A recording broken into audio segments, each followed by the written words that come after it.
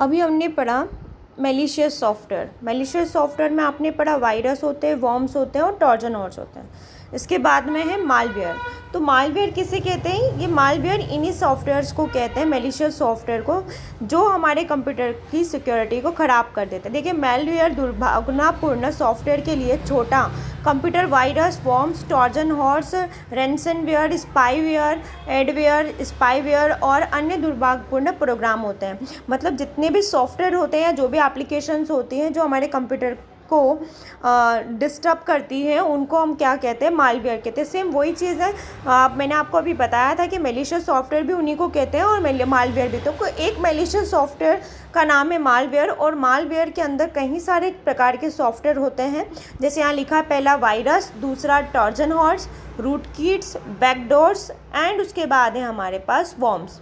तो सबसे पहले वायरस मैं आपको बता चुकी हूँ कि एक ऐसा सॉफ्टवेयर होता है जो कंप्यूटर के अंदर रखे हुए डेटा की कॉपी करता है, जिससे कि हमारे कंप्यूटर की सिक्योरिटी ख़राब हो जाती है। देखिए, और वायरस कई प्रकार के होते हैं, जैसे फाइल वायरस। अगर वायरस फाइल के साथ जुड़कर उसकी डबल कॉपी कर रहा है तो उसको फाइल वायरस कहेंगे। अगर वो बूट सेक्टर में डाउनलोड होकर बूट सेक्टर की कॉपी कर रहा है तो उसे बूट सेक्टर वायरस कहेंगे। अगर वो पेन ड्राइव में डाउनलोड होकर उसकी कॉपी कर रहा है तो उसे पेन ड्राइव वायरस कहेंगे। इस तरीके से जहाँ ये डाउनलोड होते हैं उसके अनुसार उसको नाम कहा जाता है। क्या करते हैं? उसकी नकल बनाते हैं, स्वयं की नकल करता है, मतलब स्वयं की कॉपी करता है। ट्रोजन हॉर्स क्या होता है? वायरस की तरह ही अपनी कॉपी को क्रिएट नहीं करता है, परंतु ये क्या करता है? सिस्टम में इंस्टॉल होकर अपनी इंपॉर्टेंट इन्फॉर्मेशन को बाहर भेजता है। ट्रोजन क्या कर सकता है? पहला पॉइंट लिखा है, ट्रोजन सिस्टम की फाइलों और डेटा को डिलीट कर सकता है। दूसरा पॉइंट लिखा है, महत्वपूर्ण सूचना तथा पासवर्ड को चोरी कर सकता है। ये क्या कर सकता है? थीफ कर सकता है हमारी इंपॉर्टेंट क्रेडेंशियल को। सिस्टम को लॉक कर सकता है, सिस्टम को लॉक करेगा। मालवेयर को डाउनलोड करके इंस्टॉल करेगा। जितने भी, देखिए, ट्रोजन हॉर्स क्या करेगा? पहले खुद इंस्टॉल हो जाएगा और खुद इंस्टॉल होकर वायरस और वॉर्म्स और जितने भी मेलिशियस सॉफ्टवेयर है उनको इंस्टॉल होने में मदद करेगा। सिस्टम को दोबारा शुरू कर सकता है। इसके अलावा सीडी को इन्फेक्ट करता है। सिस्टम की स्क्रीन में मैसेज को शो कर सकता है।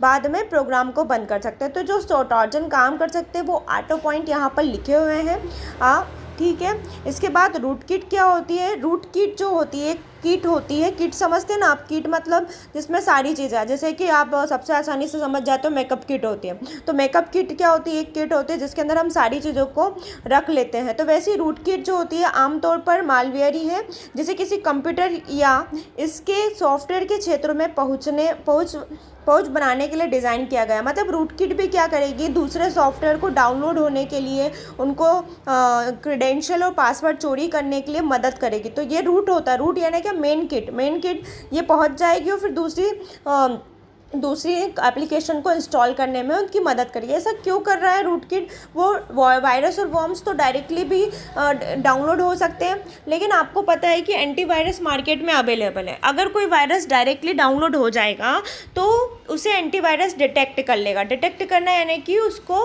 पहचान लेगा। जैसे ही एंटीवायरस उसके अंदर रहेगा तो वो वायरस डाउनलोड होने पर उसे पहचान के उसे अंदर इंस्टॉल होने ही नहीं देगा। इसलिए उन्होंने क्या करा? एक नया रास्ता अपनाया कि पहले हम रूट किट को डाउनलोड करते हैं, तो रूट किट तो नॉर्मल सॉफ्टवेयर है, उसको तो एंटीवायरस पहचान ही नहीं पाएगा। और जैसे ही रूट किट डाउनलोड होगा उसके ऊपर हम क्या करेंगे? वायरस को डाउनलोड कर लेंगे। तो उन्हें लगेगा कि एप्लीकेशन है तो नॉर्मल इंस्टॉल होने की परमिशन मिल जाएगी, और जैसी परमिशन मिलेगी तो उसके साथ साथ एक दूसरा वायरस या वॉर्म से भी क्या होगा?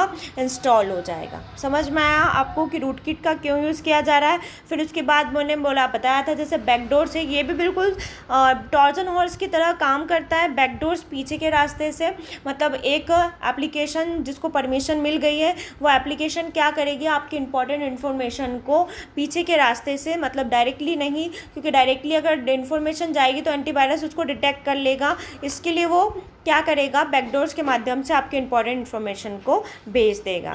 अब वॉर्म्स जैसा मैंने बताया कि ये भी क्या करते हैं? खुद की कॉपी बना लेते हैं, लेकिन ये कॉपी क्या करते हैं? जो भी इनके साथ अटैच होता है उसके अंदर भेजते हैं, अपने कंप्यूटर में नहीं रखते हैं। ये क्या करते हैं? स्वयं ही दूसरे कंप्यूटर में फैल जाते हैं। वॉर्म्स नेटवर्क का प्रयोग करके अपनी कॉपी दूसरे कंप्यूटर में भेजने का काम करता है। जैसे ईमेल है, वेब पेज है, चैट मैसेज है, इन सब के साथ अपने कॉपी को भेजता है। अब वॉर्म्स क्या कर सकते हैं? इनके भी यहाँ पे कार्य लिखे हुए हैं।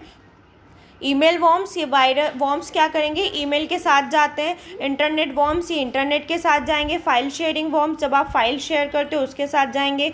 आईआरसी वॉर्म्स, इस प्रकार के वॉर्म्स मैसेज के द्वारा दूसरे सिस्टम के में चले जाते हैं। तो आपको समझ में आया कि virus, worms, Trojan horse, backdoors क्या करते हैं। अब इसके बाद हम पढ़ेंगे कुकीज़ क्या होती है और स्पाईवेयर क्या होता है। Thank you.